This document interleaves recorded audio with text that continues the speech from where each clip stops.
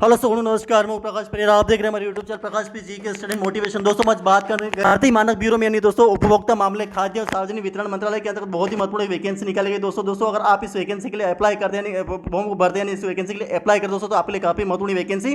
बन सकती है दोस्तों और काफी महत्वपूर्ण आपके लिए ये नोटिफिकेशन हो सकता है दोस्तों, बहुत ही महत्वपूर्ण आपके लिए वीडियो हो सकता है दोस्तों इस वीडियो में बात करें दोस्तों कि अगर आप इस वैकेंसी के लिए फॉर्म भरते हैं यानी वैकेंसी के लिए अप्लाई करते दोस्तों तो आज तो इसके लिए दोस्तों फॉर्म को भरने की यानी इसकी प्रारंभ तिथि, स्टार्ट डेट क्या दोस्तों बात करें, इसकी अंतिम तिथि, इसकी लास्ट डेट क्या दोस्तों बात करें, इसके अंदर शैक्षणिक योग्यता नहीं दोस्तों, इसकी एजुकेशन क्वालिफिकेशन क्या रखी गई दोस्तों बात करें इसके अंदर यानी कि इसको आयु सीमा यानी दोस्तों एज लिमिट क्या रखी गई दोस्तों बात करें दोस्तों यानी कि इसके अंदर यानी पोस्ट कितनी तरह की, चाहे वो जनरल ओबीसी एससी एसटी महिला पुरुष कौन सा डिपार्टमेंट कितनी पोस्ट दे रखी दोस्तों बात करें दोस्तों यानी कि इसकी एग्जाम यानी परीक्षा फीस कितनी दे रखी, सारा है जो मेन टॉपिक दोस्तों पॉइंट है दोस्तों मैं इस वीडियो में हम कवर करेंगे दोस्तों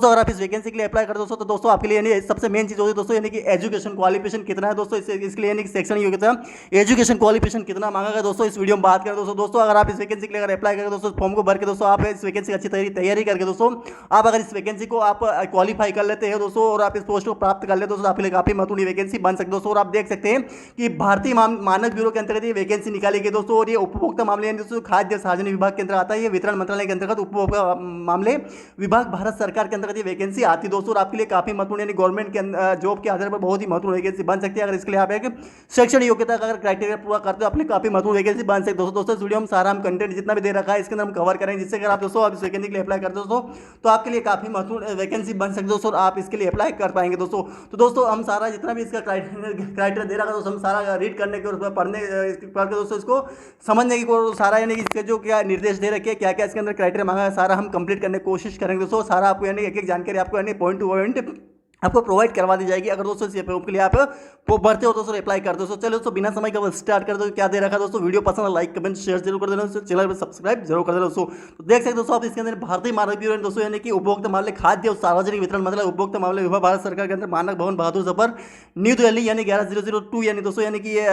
इसके अंतर्गत वैकेंसी निकाली गई दोस्तों। और आप देख सकते हैं भारतीय मानक ब्यूरो की इसको अगर शॉर्टकट में बात की तो BIS के नाम से जाना जाता है, उपभोक्ता मामले खाद्य और सार्वजनिक वितरण मंत्रालय भारत सरकार के अंतर्गत एक सावधानी निकाय है जो कि भारत राष्ट्रीय मानक निकाय है और देश में मानकीकरण उत्पाद पद्धति प्रमाणन सोना चांदी के आभूषण की हॉलमार्किंग प्रयोगशाला परीक्षण करना इत्यादि क्षेत्र में गतिविधि तो उत्तरदायी है। ये तो BIS स्तर पर मानकीकरण प्रमाणन के लिए भी उत्तरदायी है दोस्तों इस वैकेंसी यानी तो अगर आप इसके लिए अप्लाई करते हो इसके बारे में जान लेना चाहिए दोस्तों कि ये क्या है और दोस्तों ये क्या इसके अंदर क्या आपको काम करना पड़ सकता है दोस्तों और किसके लिए ये बनाया गया है दोस्तों। ये भारतीय मानक ब्यूरो जो उपभोक्ता मामले खाद्य और सार्वजनिक वितरण मंत्रालय के अंतर्गत जो विभाग आता है उसके अंदर आपको क्या क्या मतलब इसके लिए क्या क्या आपको करना पड़ेगा दोस्तों। और इसके अंतर्गत बात करें दोस्तों यानी कि BIS विशिष्ट विषय और वर्गों में वैज्ञानिक B और पदों के लिए प्रखर गतिशील युवा को उत्कृष्ट करियर अवसर प्रदान करता है। ये 7वें वेतन आयोग के अनुसार वेतनमान 10 में है और इसके साथ इसमें भत्ते शामिल है, यानी कि आपको जो पैसा मिलेगा दोस्तों वो आपको वेतनमान 10 के आधार पर मिलेगा, 7वें वेतनमान के आधार पर वेतनमान स्तर 10 के आधार पर मिलेगा पैसा दोस्तों। जो सैलरी और दोस्तों वर्तमान न्यू दिल्ली में कार्यरत ग्रहण कर समय वेतन लगभग 1,05,022 रुपये नहीं दोस्तों 1,05,022 रुपये होंगे दोस्तों। और महत्वपूर्ण सेवा शर्तें अनुबंध दोस्तों ये तो हमने बात करी यानी कि इसके बारे में जो इसके मामले में जो बताया गया वो उसके बारे में यानी कि क्या है दोस्तों। इसके बारे में अगर बात करें पोस्ट कितनी दे रखी दोस्तों आप देख सकते पदों की संख्या देख सकते हैं नीचे दिए गए विवरण के अनुसार विभिन्न प्रशाखाओं में कुल रिक्तियों की संख्या 09 यानी दोस्तों 9 है दोस्तों। आप देख सकते हैं अगर दोस्तों आप रिक्तियों की संख्या बेकलाग रिक्तियों सहित बात करें दोस्तों बेचवा विकलांग व्यक्ति यानी दोस्तों PWBD यानी पर्सन विद बेचवा डिसेबिलिटी में अगर आप आते हैं दोस्तों दिव्यांग श्रेणी में अगर आप आते हैं दोस्तों आपके लिए काफी महत्वपूर्ण अगर इसके अंदर क्या वैकेंसी दे रखी है हम इसके बारे में बात करेंगे दोस्तों। आप आगे देखेंगे दोस्तों यानी इसके अंदर शाखा कौन कौन सी शाखा यानी कौन कौन से आपको यानी कि ब्रांच में आपको जाना पड़ेगा, कृषि विज्ञान कुल कितने पोस्टें दे रखी है उसके अंतर्गत दोस्तों। और आपको यानी कि आपको अनारक्षित यानी कि अनरिजर्व के लिए अन्य पिछड़ा वर्ग OBC यानी अदर बिलो कास्ट के लिए कितने पोस्टें दे रखी है, अनुसूचित जाति यानी कि अनुसूचित जो SC के जो कैंडिडेट उसके लिए कितनी पोस्टें दे रखी है दोस्तों। और दोस्तों बात करें तो अनुसूचित जाति जनजाति यानी कि ST के लिए कितनी और आर्थिक श्रेणी EWS के रूप से कमजोर वर्ग के लिए कितनी पोस्टें दे रखी है आप डायरेक्ट इस टेबल के माध्यम से आप समझ सकते हैं दोस्तों कितनी पोस्टें इसके अंदर आर्थिक रूप से कमजोर वर्ग के लिए कितनी पोस्टें दे रहे और दिव्यांगजन के लिए कितनी पोस्टें दे रखी है आप देख सकते हैं दोस्तों। कृषि विज्ञान है दोस्तों यानी कि इसके अंदर 0 कुल पोस्ट 02 यानी कि दोस्तों 2 वैकेंसी दे रखी है दोस्तों। और अनारक्षित में 1 वैकेंसी है इसके अंदर दोस्तों और अन्य पिछड़ा वर्ग दोस्तों 1 वैकेंसी देखने को मिलेगी दोस्तों, आपको ध्यान रखना दोस्तों। इसके अंदर सिविल इंजीनियरिंग में अगर आप जाना चाहते हो तो इससे फॉर्म अप्लाई कर दो दोस्तों 03 यानी दोस्तों 3 वैकेंसी देख लो, अनारक्षित में 01 वैकेंसी दोस्तों देखने को मिलेगी दोस्तों। बात करें अन्य पिछड़ा वर्ग में 01 वैकेंसी देखने को मिलेगी, अनुसूचित जाति में 1 वैकेंसी देखने को मिलेगी। और इसके अंदर दोस्तों 01 IT एंड MIT MD यानी इसके अंदर दिव्यांग में 1 वैकेंसी आपको देखना यानी दोस्तों कुल 3 वैकेंसी, इसके अंदर कोई वैकेंसी नहीं दोस्तों, ध्यान रखना तीनों वैकेंसी दोस्तों इसी के अंदर दे रखी दोस्तों। इलेक्ट्रिकल इंजीनियरिंग दोस्तों 0 3 वैकेंसी, 0 1 वैकेंसी अनारक्षित में दोस्तों, अन्य बिल्ड वर्ग में 1 वैकेंसी दोस्तों, आपको ध्यान रखना। और आर्थिक रूप से कमजोर में 1 वैकेंसी है, कुल मेघालय 3 वैकेंसी दे रखी दोस्तों, और इसमें कोई वैकेंसी नहीं दोस्तों, आपको ध्यान रखना दोस्तों। टेक्सटाइल इंजीनियरिंग में दोस्तों आपको 1 वैकेंसी देखना, वो भी केवल अन्य बिल्ड वर्ग ओबीसी में देखना मिलेगी दोस्तों। कुल मिलाकर वैकेंसी आप देख सकते हैं 9 वैकेंसी दोस्तों, 3 वैकेंसी अनारक्षित में यानी अन्य दोस्तों, यानी और दोस्तों बात करें अन्य बिल्ड वर्ग में ओबीसी में 0 4 वैकेंसी, अनुसूचित जाति में 1 वैकेंसी दोस्तों बात करें, और आर्थिक रूप से 1 वैकेंसी, कुल मिलाकर दोस्तों इसमें 2 वैकेंसी। अगर आप ये IMD MIT करते दोस्तों, इसके अंदर अगर आप इस रूप से फॉर्म भरते दोस्तों, तो आपको ये 2 वैकेंसी इसके अंदर देखने को मिलती। कुल मिलाकर आपको यानी वैकेंसी कितनी मिलेगी, 4 3 7 8 9 वैकेंसी आपको इसके अंदर देखने को मिलती है दोस्तों। ये वैकेंसी आपको अलग से अगर दिव्यांग श्रेणी में आते तो आपको देखने को मिलेगी दोस्तों। आगे बात करें दोस्तों, और दोस्तों मेन चीज़ ये है कि अगर आप इसके लिए अप्लाई करते हो तो सारा हिंदी में दे रखा है कंटेंट, आप पढ़ सकते हैं। जो मेन टॉपिक में आपको इस वीडियो में जो भी आता है तो जो मेन टॉपिक में मैं इस वीडियो में कवर करवा दूँ। अनिवार्य शैक्षणिक योग्यता जो सबसे मेन पॉइंट आता है दोस्तों, जो कि काफी महत्वपूर्ण होता है दोस्तों, तो उसके लिए आप देख सकते हैं दोस्तों विषय दे रखे हैं, कौन से विषय में आपका यानी कि शैक्षणिक योग्यता, अनिवार्य शैक्षणिक यानी कि इसके क्वालिफाई कि कंपलसरी शैक्षणिक योग्यता क्या मांगी दोस्तों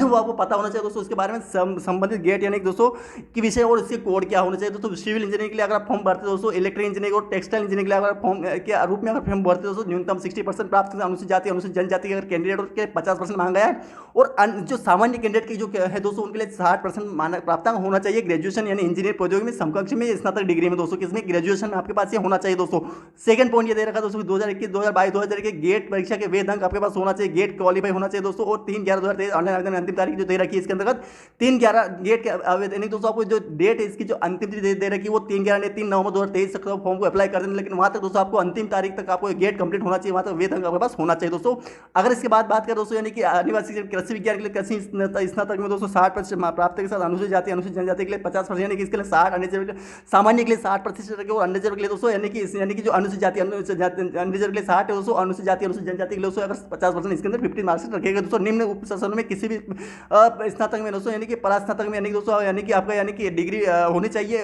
PG होना चाहिए, एग्रोनॉमी साइंस और science Nemi science social agriculture chemistry agriculture enterology यानी कि इसके अंदर दोस्तों आप इसी डिपार्टमेंट में दोस्तों आपको ये 50% मार्क्स 60% आपके पास स्नातक परास्नातक यानी कि PG होना चाहिए, और इसके लिए 50% नहीं, और ये आपको क्राइटेरिया पूरा करना पड़ेगा दोस्तों। एजुकेशन क्वालिफिकेशन आपके पास इसके अंतर्गत होनी चाहिए, तभी आप इस फॉर्म के लिए अप्लाई कर सकते दोस्तों। सेकंड पॉइंट दोस्तों ये दे रखा दोस्तों कि अगर उपरोक्त अनुशासन में किसी भी ICAR ये दोस्तों IICE JRF SRF और PhD 2023 में आपने परीक्षा के वेद स्कूल कार्ड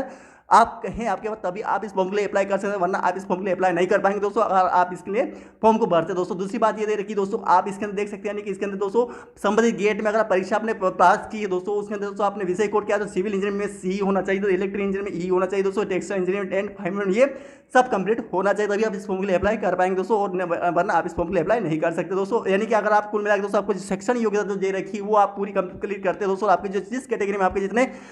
वैकेंसीज दे रखी, जितनी भी आपके अंदर पोस्ट दे रखी दोस्तों, अगर वो अगर कंप्लीट करते दोस्तों तभी आप इस फॉर्म के लिए अप्लाई कर पाएंगे दोस्तों, वरना इस फॉर्म के लिए अप्लाई नहीं कर पाएंगे कर सकते दोस्तों। वैसे दोस्तों अगर आप इसके लिए अगर आप ये नहीं कि दोस्तों अगर आप फॉर्म में अप्लाई नहीं कर सकते, अगर इसके जो क्राइटेरिया मांगा गया है, जितना भी इसके अंदर जो एजुकेशन क्वालिफिकेशन जो मांगे अगर वो पूरी करते दोस्तों, तो आपके लिए बिल्कुल ये वैकेंसी बहुत ही महत्वपूर्ण हो सके, क्योंकि दोस्तों ये सभी जो कंप्लीट ये क्राइटेरिया दे रखा है, ये कंप्लीट करना बहुत ही एक अपने आप में एक बहुत ही एक बड़ी बात है दोस्तों। इसके लिए अगर आप अप्लाई करते दोस्तों, तो आपको ये पूरा कंप्लीट जो जिसकी शैक्षणिक योग्यता मांगे वो पूरी कंप्लीट करते दोस्तों, आपके लिए बहुत ही महत्वपूर्ण वैकेंसी बन सकती है दोस्तों। आप जरूर इस वैकेंसी के लिए अप्लाई कर दोस्तों। ये सारे आयु सीमा में क्या रहेगा, इसमें दोस्तों एक बात ये भी है कि गेट इंजीनियरिंग में स्नातक अभियंता परीक्षा कंप्लीट होना चाहिए, यानी गेट कंप्लीट होना चाहिए अगर इस वैकेंसी के लिए अप्लाई कर दो। अनिवार्य शैक्षणिक योग्यता में संबंधित महत्वपूर्ण जानकारी इसका जो अनुबंध नंबर यानी कि पॉइंट नंबर 3 को देखेंगे इसी नोटिफिकेशन दोस्तों। बाद आयु सीमा आवेदन की अंतिम तारीख तक उम्मीदवार की आयु 30 वर्ष यानी 13 ईयर होनी चाहिए। और दोस्तों अगर अनुसूचित जाति और अन्य पिछड़ा वर्ग के बेंच मार्क भूतपूर्व सैनिक के लिए ऊपरी आयु सीमा केंद्र सरकार द्वारा समय समय जारी किए गए आदेश के अनुसार होगी, यानी कि भारत सरकार द्वारा जो भी आयु सीमा में अगर एज रिलेक्शन देखने को मिलता है तो भारत सरकार के रूल्स के आधार पर आपको यानी यहाँ पे एज रिलेक्शन देखने को मिल सकता है दोस्तों। और इसमें अगर बात करें दोस्तों, यानी मान लिया जाए कि इसके अंदर भारत से अनुसूचित जाति के लिए ऊपरी आयु में दोस्तों 5 वर्ष की छूट मिल जाएगी, विधवा वर्ग में 3 वर्ष और बेंच में अन्य के लिए 10 वर्ष की छूट इसमें मिल सकती है दोस्तों। और बात करें अनुसूचित जनजाति अनुसूचित जाति के लिए 15 वर्ष अगर दिव्यांग श्रेणी में आते हैं दोस्तों तो 15 वर्ष मिलेगा। बेंच मार्क दिव्यांग अन्य पिछड़ा वर्ग के लिए 13 वर्ष दे रखी है। और छूट होगी BIS में कार्य विभागीय उम्मीदवार के लिए आयु ऊपरी आयु 50 वर्ष, यानी दोस्तों अगर पहले से अगर BIS में कार्यरत विभागीय अधिकारी हैं, उम्मीदवार हैं, कैंडिडेट है और दोस्तों पहले से आप उसमें कार्यरत हैं, सेवा दे रहे तो ऊपरी आयु ने 50 वर्ष हो तो भी आप इस फॉर्म अप्लाई कर सकते दोस्तों। दूसरी बात है कि भूतपूर्व सैनिक के लिए आयु छूट, यानी दोस्तों भूतपूर्व सैनिक अगर आप हैं दोस्तों, यानी किसी उसी विभाग में भूतपूर्व सैनिक दोस्तों आपके लिए यानी अन्य सेवा कर्मियों के मामले में उद्दिष्ट 3 वर्ष अनुसूचित जाति अनुसूचित जनजाति के 8 वर्ष जो किसी दूसरे अथवा द्रवग्रस्त क्षेत्र में युद्ध की स्थिति में तुरंत ऑपरेशन के विकलांग हुए हो और उसके परिणाम से उन्हें सेवा मुक्त कर दिया। दोस्तों अगर आप किसी प्रकार से अगर मान लिया जाए कि ऐसा सेवा कर्मी जो अधिकतम 3 वर्ष यानी अनुसूचित जाति अनुसूचित जाति तो 8 वर्ष यानी दोस्तों 3 वर्ष आपको दे दी जाएगी अगर भूतपूर्व सैनिक है तो। और अगर आप अनुसूचित जाति अनुसूचित जनजाति के अगर कैंडिडेट दोस्तों आपको 8 वर्ष इसमें तो देखने को मिलता है दोस्तों। जो किसी दूसरे अथवा उपद्रवग्रस्त यानी किसी ऐसे स्थान पर दोस्तों जो अगर किसी उपद्रव यानी किसी बीमारी या किसी ऐसे ग्रस्त क्षेत्र से अगर हो तो युद्ध की स्थिति में दौरान ऑपरेशन के विकलांग हुए यानी कि आप किसी प्रकार से क्षतिग्रस्त हो गए हैं ऐसे कोई युद्ध की स्थिति में दोस्तों तो आप उसके परिणाम से उसके सेवा मुक्त या फिर किसी उसके परिणाम से उसके कारण आपको सेवा मुक्त उस भूतपूर्व सैनिक को कर दिया हो दोस्तों समय से पहले रिटायर कर दिया दोस्तों तो आप उसके लिए ये क्राइटेरिया आपको दे दिया जाएगा दोस्तों। इसे दे रहा आपको ध्यान में कोशिश करनी चाहिए दोस्तों। भूतपूर्व सैनिक मामले में अधिकतम 5 वर्ष जिसमें कमीशन अधिकारी ESO ASO शामिल है जिन्हें 3/11/2023 की न्यूनतम 5 वर्ष सैन्य सेवा और जिन्हें सेवा मुक्त यानी दोस्तों इसमें ये दे रखा है भूतपूर्व सैनिक के मामले में अधिकतम 5 वर्ष तक जिसने की कमीशन अधिकारी और ESO जो होता है दोस्तों यानी कि और MSO शामिल है जिन्होंने 3/11/2023 तक न्यूनतम 5 वर्ष सैन्य सेवा की हो यानी 3/11 यानी 3 नवंबर 2023 तक अगर न्यूनतम 5 वर्ष सेवा भूतपूर्व सैनिक के रूप में कमीशन अधिकारी के रूप में ESO और MSO में अगर आपने काम किया है और आप की सैन्य सेवा में और जिन्हें सेवा मुक्त यानी कि आपको वहाँ से रिटायर कर दिया तो भी आप इसके लिए दोस्तों आपको 5 वर्ष की अगर एज इलेक्शन देखने को मिलती है दोस्तों। इस वीडियो में दोस्तों हम बात कर रहे हैं कि अगर आप एज इलेक्शन लेना चाहते हैं तो ये सारा क्राइटेरिया आप देख सकते हैं कि इसके अंदर अगर आप फॉर्म को अप्लाई करते हैं दोस्तों तो आपको यानी ये क्राइटेरिया आपको यानी कि एज इलेक्शन में को मिलता है दोस्तों। अब आगे बात करें दोस्तों यानी कि इसके अंदर हम आगे बात करें दोस्तों यानी कि अब देखेंगे यानी कि इसके जो टॉपिक्स दे रखे दोस्तों बहुत ही जो मेन टॉपिक मैंने इसी वीडियो में हम कवर करवा देंगे दोस्तों। और अगर दोस्तों आप आगे बात करें यानी दोस्तों चयन प्रक्रिया किस तरीके से की जाएगी वो भी आप इस यानी कि आप क्या क्या इसके अंदर मांगा जाए कौन कौन से आपको यानी कि स्कोर कार्ड मांगे जाएंगे क्या क्या इसकी जो लेखन वगैरह जो रिटर्न एग्जाम कैसे क्या हो जाएगी होगी उसके अंदर आपको कैसे नंबर जोड़े जाएंगे कितने अंक नंबर जोड़े जाएंगे वो सब व्यक्ति साक्षात्कार आपका इंटरव्यू किस तरीके से किया जाएगा वो आप एंटीमेरिट सूची कैसे बनेगी वो भी आप देख सकते हो दोस्तों इसके अंदर दे रखा है यानी सारा आप इस अपने जो इसके जो क्राइटेरिया दे रखा है वो आप अपने हिसाब से पढ़ सकते हैं दोस्तों। और आप अपने इस वैकेंसी के लिए आप अच्छी तरीके से आप इस फॉर्म को अप्लाई करके दोस्तों ये फॉर्म एग्जाम को क्वालिफाई कर सकते हैं दोस्तों। और दोस्तों सबसे बड़ी बात दोस्तों आप बात करें आवेदन कैसे करें तो आवेदन भी आपको किस तरीके से करना तो दोस्तों आप सामने देख सकते हैं दोस्तों इसकी जो उम्मीदवार की वेबसाइट दोस्तों WWBIS गवर्नमेंट के माध्यम 14/10 यानी उसके फॉर्म को प्रारंभ करने के लिए 14/10 यानी 14 अक्टूबर 2023 से फॉर्म बनना स्टार्ट हो गए दोस्तों। 3/11/2023 यानी कि 3 नवंबर 2023 से फॉर्म को अप्लाई कर सकते हो किसी भी पर्सन किसी भी माध्यम तरीके से जमा किए गए आवेदन स्वीकार नहीं करने की आपको अगर किसी ऑनलाइन के अलावा किसी ड्राफ्ट या किसी पोस्ट द्वारा किसी कुरियर के द्वारा आप फॉर्म को अप्लाई करते हो तो आपको लिए वो आवेदन जमा नहीं कर पाएंगे दोस्तों नहीं हो पाएंगे। और अधिकतम जानकारी अनुबंध 4 यानी से पॉइंट नंबर 4 देखेंगे दोस्तों। आपको ध्यान रखना आवेदन शुल्क नहीं है किसी के लिए यानी अनिजरा सामान्य जनरल OBC SC ST महिला पुरुष दिव्यांग भूतपूर्व सैनिक कोई के लिए दोस्तों पैसा नहीं लग रहा दोस्तों। इसके अंदर दोस्तों महत्वपूर्ण निर्देश विवरण क्या है अनुबंध 5 देखो घोषणा क्या है दोस्तों घोषणा के बारे में ये पढ़ सकते नहीं सारी आपको हिंदी दे रखा दोस्तों। अगर इस फॉर्म के लिए आप अप्लाई कर दोस्तों सारा आपको पढ़ना बहुत जरूरी बन जाए दोस्तों। ये तो हमने क्राइटेरिया दोस्तों मेन टॉपिक कंप्लीट कर दोस्तों। अब इसका जो मेन मैं बताऊं दोस्तों अगर इस फॉर्म को आप पूरा PDF जानना चाहते पूरा PDF अगर आपको चाहिए और पूरा पढ़ना चाहते हो तो हमारे टेलीग्राम ग्रुप प्रकाश पे GK स्टूडेंट मोटिवेशन दोस्तों वहाँ से आप यानी कि इसका लिंक आपको डिस्क्रिप्शन में मिल जाएगा दोस्तों। वहाँ से आप जाकर दोस्तों डायरेक्ट वहाँ से आप PDF डाउनलोड कर सकते हो दोस्तों। वहाँ से आप दोस्तों इसका पूरा जो रीड कर सकते हैं यानी पूरा PDF आप अच्छे तरीके से रीड कर सकते हो दोस्तों। सारा उसमें आप देख सकते हो दोस्तों उसके अंदर दोस्तों। अब बात करें दोस्तों यानी इसके अंदर जो आप जो मेन टॉपिक मैंने इसमें कंप्लीट कर लिया है वैसे तो दोस्तों और भी जो आप इसके अंदर अगर आप फॉर्म को अप्लाई कर रहे हैं दोस्तों तो आपको पूरा पढ़ना आपके लिए बहुत ही महत्वपूर्ण कार्य बन जाता है दोस्तों। आपको ध्यान रखना है सारा आप रीड कर लीजिए क्या क्या दे रखा है दोस्तों और क्या क्या इसके अंतर्गत मांगा गया है क्या क्या क्राइटेरिया और क्या क्या महत्वपूर्ण निर्देश दे रखे जो इस एग्जाम के लिए काफ़ी महत्वपूर्ण होता है दोस्तों। तो आप ये सारे क्राइटेरिया जितने भी महत्वपूर्ण निर्देश दे रखे आप पढ़ सकते हैं दोस्तों। मैं स्क्रॉल कर देता हूँ जिससे कि अगर आप दोस्तों आप इसके लिए अगर आप फॉर्म को अप्लाई करते हैं फॉर्म को भरते हो तो क्या क्या इसके अंदर क्राइटेरिया मांगा गया है क्या क्या आपको निर्देश फॉलो करना पड़ेंगे जिससे कि आप इस वैकेंसी को आप इसके जो रूल्स है वो आप इसके एग्जाम्स में आप लागू कर सके दोस्तों। और आप इसके अंदर जो भी दे रखे हैं जैसे जितने भी क्राइटेरिया दे रखे वैसे जैसे हमने जो इसका प्रारंभ तिथि के बारे में बात करी और इसके अंदर अंतिम तिथि कब से कब तक है दोस्तों। बात करें इसकी परीक्षा फीस कितनी लग रही है दोस्तों ऐसी वैकेंसीज कितनी दोस्तों ये सारा हमने जो ऊपर टॉपिक है वो बहुत ही महत्वपूर्ण दोस्तों। अगर उसके आधार पर आपको फॉर्म को अप्लाई करना है दोस्तों। और दोस्तों ये सारी जो क्राइटेरिया अनिवार्य शिक्षण योग्यता संबंधी सामान्य उद्देश्य के बारे में हमने ऊपर पढ़ा था दोस्तों। अनुबंध क्रमांक 3 देखे दोस्तों इसका अनुबंध क्रमांक 3 में क्या दे रखा दोस्तों तो वो आप देख सकते हैं इसका अनुबंध क्रमांक 3 ये बोल रहा है दोस्तों कि आपको जो भी रिक्तियाँ दे रखी जो भी इसके अंदर जो एजुकेशन क्वालिफिकेशन मांगी गई दोस्तों वो आपकी क्या होनी चाहिए दोस्तों, इसमें आप देख सकते हैं दोस्तों इसका जो एजुकेशन क्वालिफिकेशन जो मांगा गया है दोस्तों, वो आपका ये पूरा कंप्लीट होना चाहिए इस टेबल के अंतर्गत। आप देख सकते हैं विषय जिसके आप जो जिसके लिए आप विज्ञापित की गई सिविल इंजीनियरिंग हो, इलेक्ट्रिकल इंजीनियरिंग हो, टेक्सटाइल इंजीनियरिंग हो दोस्तों, जो भी समरूपी गीगर पेड उसके पेपर कोड कौन सा होगा, सिविल इंजीनियरिंग सी के लिए, इलेक्ट्रिकल इंजीनियरिंग ई के लिए, टेक्सटाइल इंजीनियरिंग के लिए, ये आपके पास होना चाहिए। सारे जो एजुकेशन क्वालिफिकेशन दे रखी है आप इसी के अंतर्गत दोस्तों फॉर्म को अप्लाई करते हैं दोस्तों, तो आपको ये पूरा आपको ये एजुकेशन क्वालिफिकेशन के रूप में आपको ये पूरा कंप्लीट क्राइटेरिया पूरा करना पड़ेगा। एजुकेशन क्वालिफिकेशन ये पूरी आपके पास होगी तभी दोस्तों आप इस फॉर्म के लिए अप्लाई कर पाएंगे दोस्तों, तभी आप इस फॉर्म के लिए अप्लाई करके दोस्तों इस एग्जाम को फॉर्म को अप्लाई करके दोस्तों फॉर्म को भर के दोस्तों आप इस एग्जाम को क्वालिफाई कर सकते हो दोस्तों। आगे बात कर दोस्तों यानी और क्राइटेरिया क्या क्या दे रखा है, तो आप पास यानी कि इसमें दे रखा है दोस्तों यानी कि अनरिजर्व के लिए 60% होना चाहिए ग्रेजुएशन में दोस्तों, और अन्य जो किसी अनुसूचित जाति, अनुसूचित जनजाति या फिर दिव्यांग श्रेणी के अगर आप पिछड़ा वर्ग के कैंडिडेट है, ईडब्ल्यूएस में आते हैं, आर्थिक रूप से कमजोर है दोस्तों, और उसके अलावा अगर आप दिव्यांग श्रेणी में आते हैं, भूतपूर्व श्रेणी दोस्तों, आपके लिए दोस्तों 50% क्राइटेरिया शैक्षणिक योग्यता का रखा गया है दोस्तों, आपको ध्यान रखना दोस्तों। अब आवेदन कैसे करें दोस्तों, यानी आवेदन कैसे करें ये भी आप पढ़ सकते हैं, किस तरीके से आपको आवेदन करना है इसका, यानी कि आपको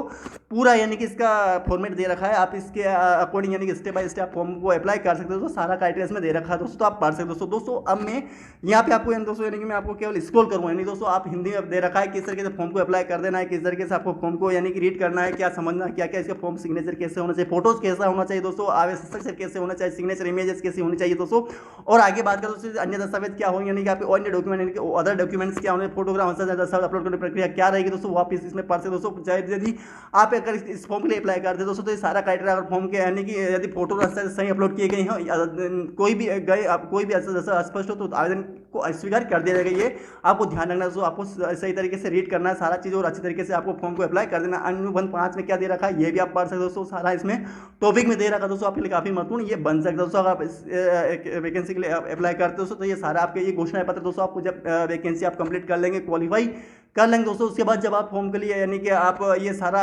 क्राइटेरिया पूरा एग्जाम को क्वालिफाई कर दोस्तों, उसके बाद दोस्तों ये सारे जितने भी इसमें घोषणा पत्र दे रखे, सारे अधिनियम वगैरह जितने भी क्या दे रखे घोषणा पत्र दोस्तों, आपको ये डॉक्यूमेंट्स यानी कि डॉक्यूमेंट्स के साथ लगेंगे, जिससे दोस्तों अगर आप इस वैकेंसी को अगर आप देते हैं दोस्तों, तो आपके लिए काफी महत्वपूर्ण ये सारे जितने भी घोषणा पत्र जितने भी चीजें दे रखी है आपके लिए काफी महत्वपूर्ण बन सकती है। वैसे अभी ये कोई जरूरत नहीं पड़ेगी, लेकिन दोस्तों जब आप ये कंप्लीट कर लेंगे और उसके बाद जब फॉर्म कंप्लीट हो जाएगा और भर देंगे, अप्लाई कर देंगे, उसके बाद जब आपके एग्जाम देंगे और एग्जाम में अगर क्वालिफाई या पास होते हैं दोस्तों, उसके बाद दोस्तों आपको ये सारे जितने भी घोषणा पत्र दे रखी है, जितने भी इसमें कंटेंट जो क्राइटेरिया दे रखा है घोषणा पत्र वो आपको यानी कि डॉक्यूमेंट के साथ ये लगेंगे दोस्तों, जो कि बहुत ही महत्वपूर्ण है, क्योंकि दोस्तों SC ST अनुसूचित जाति, अन्य पिछड़ा वर्ग, EWS, आर्थिक रूप से कमजोर, भूतपूर्व सैनिक, दिव्यांगजन, इनके लिए सभी घोषणा पत्र ये लास्ट में दोस्तों इस तरीके से आपको दे दिए जाएंगे, जिससे कि अगर दोस्तों आप इस फॉर्म को एग्जाम्स को फॉर्म को भर के अप्लाई करके दोस्तों आप इस एग्जाम को क्वालिफाई यानी पास करके दोस्तों ये सारे आपको डॉक्यूमेंट वेरिफिकेशन के समय लगेंगे दोस्तों, तो कुछ भी नहीं है दोस्तों इस वीडियो में सारा कंप्लीट किया कि भारतीय मानव ब्यूरो के अंदर जो वैकेंसी निकली है, BIS के अंदर वैकेंसी निकल गई, जिसके अंदर खाद्य मंत्रालय के अंदर यानी दोस्तों उपभोक्ता मामले, खाद्य एवं सार्वजनिक मामले वितरण मंत्रालय, उपभोक्ता मामले विभाग, भारत सरकार के अंदर जो वैकेंसी निकाली गई उसके अंदर सारा यानी जितना भी क्राइटेरिया इसके अंदर दे रखा था, फॉर्म भरने प्रांत थी, इसकी स्टार्ट लास्ट अंतिम इसकी शैक्षणिक योग्यता, एजुकेशन क्वालिफिकेशन क्या रखी दोस्तों, बात करें आयु सीमा यानी कि एज लिमिट क्या थी दोस्तों, बात करें दोस्तों यानी कि इसके पोस्ट यानी जनरल OBC SC महिला पुरुष या दिव्यांग या भूतपूर्व सैनिक कितनी पोस्ट है, सारा यानी एग्जाम यानी परीक्षा फीस कितनी लगी, तो जितना भी इसके अंदर क्राइटेरिया दे रखा था, जितने भी इसके अंदर सामान्य निर्देश दिए रखे थे, सारा इस वीडियो में कवर किया दोस्तों। तो इस वीडियो में इतना ही दोस्तों, वीडियो पसंद आए लाइक कमेंट शेयर जरूर करें दोस्तों, चैनल पर दोस्तों सब्सक्राइब जरूर करें दोस्तों, धन्यवाद।